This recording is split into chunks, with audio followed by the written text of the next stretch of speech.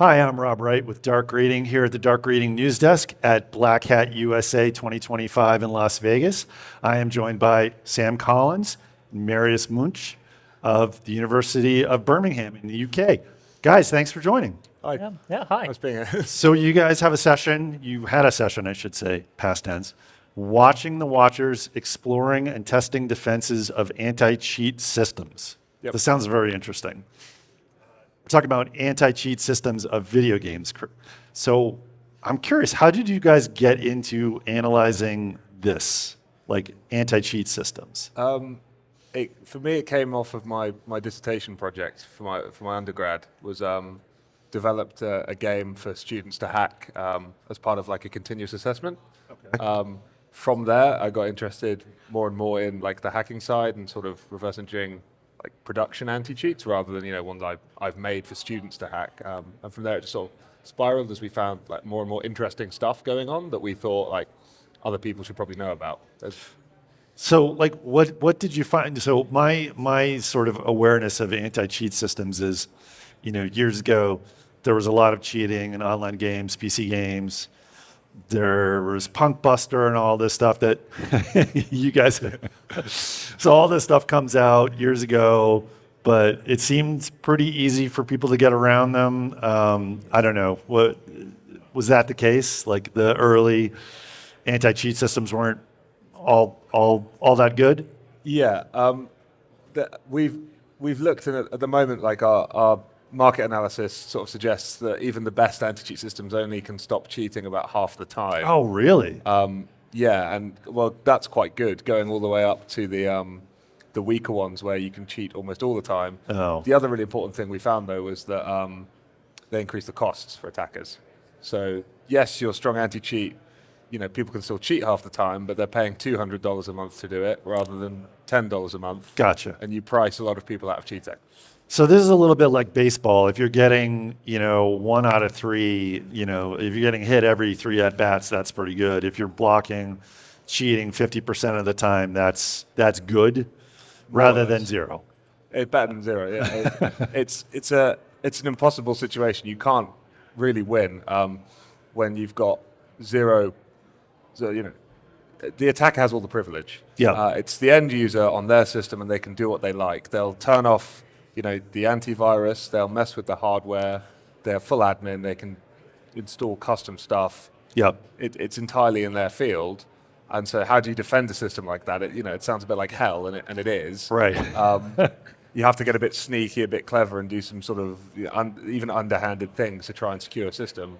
So let's take a step back for a minute.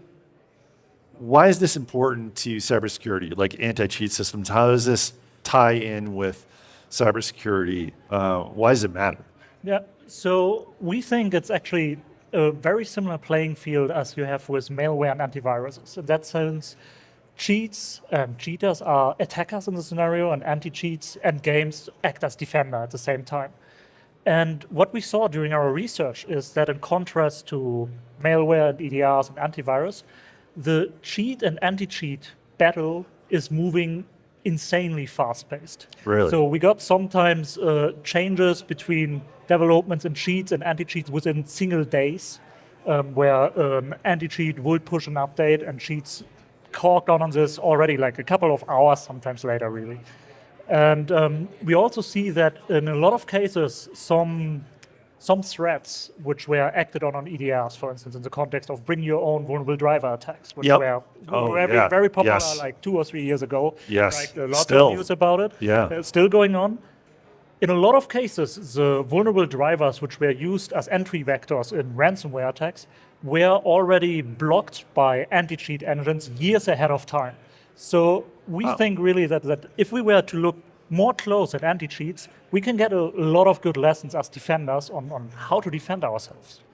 So we can learn from what the gamers are doing to bypass and get around the anti-cheat systems and extract some lessons or intelligence and see what they're doing to get around this stuff. I got it. Yeah, essentially that kind of is what it boils down to is anti-cheats are getting attacked again and again and again with such a sort of high incidence rate compared to something like traditional malware that they come up with defenses faster, and they come up with sort of more novel defenses. So again, a very common sort of problem in anti-cheat is you can load your malicious code Yep. at boot time, or you can do it with an external device. So how do you find code that's been loaded that way? Systems like Vanguard come up with cool ways to do that, but this also would find a zero-day threat. If you had a zero-day vulnerable driver that was used to inject code into the kernel, it would pick up on that as well. It doesn't matter how it gets there, they will find it. So yeah. yeah. So I got to ask, so this isn't really part of the technical equation here, but is cheating bigger now than maybe it was 10 or 20 years ago? Like, I guess I'm trying to get in the head of the people that spend $200 on the cheats to I guess to like improve their performance, improve their scores, improve their rankings. But what does that get them? I mean, are they competing in like competitions? So there are different types of cheats and different markets really. Yeah. There's one, let's say, for casual players, where people can download a free cheat or download a cheat in a normal subscription model for up to $150 per month. So Yep. it's a subscription, and people will just use it, and it will give them either like wall hacks or aimbots or something like that. And then there's a full other world of cheating in competitive esports, where the cheats are more acting on a very small scale, like only very small different changes.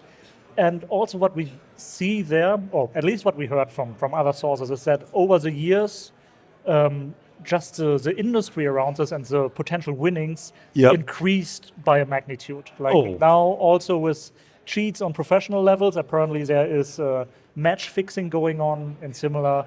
So it's, yes. So this is like, shocking, I mean, I'm going back to baseball, but this is, I don't know how familiar you guys are with baseball, but this is like the 1919 Black Sox, like the White Sox team that threw the World Series. We don't need to go into history. This is really interesting because you're talking about PEDs sort of for esports. Yeah, they're very small changes. If you look at casual cheating, big changes, aim for you. So Right. Yeah. the pro players can already aim very well on their own. Yeah. They're tiny informational sort of advantages, like knowing someone's around a corner is all they really need. Right. And then from the match fixing side, say I'm a cheat developer. Yes, I make $200, $300, $1,000 a month selling my cheat. I can also bet on which team I know I've sold my cheat to. I know I've sold a cheat to two people on one team. I'm probably going to bet on them to win, right? All right. So, okay. There's a lot of money in it, yeah. Yeah, I'm in the wrong business. I've said that. I've probably thought that many times today. But coming sorry. Well, no, go ahead. No, I just very quickly wanted to come back also to the cheat market on the casual player level. Yeah. One interesting finding is really how big of a business it is, and also that it's legal in most part of the world. So if I was someone who finds a vulnerability in Windows or similar, there may be the possibility that I just may make more money integrating that into a cheat than reporting it via bug bounty or similar. Wow. So you could sell, so instead of like a nation state attack, you could sell the Windows 0 day to a cheat, basically, and have them. You'd probably do both, but it's a very safe legal route, right? There's no repercussions. Yeah, you probably do both. Again, I'm in the wrong business. Just kidding. Well, thank you so much, guys. I really appreciate the time. This was fascinating to learn about how cheats and anti-cheats actually inform cybersecurity, and Thank you. really Thanks for appreciate having it. Yeah. Brilliant. Cool. And thank you for watching this segment of the Dark Reading News Desk. I'm Rob Wright, and we'll see you next time.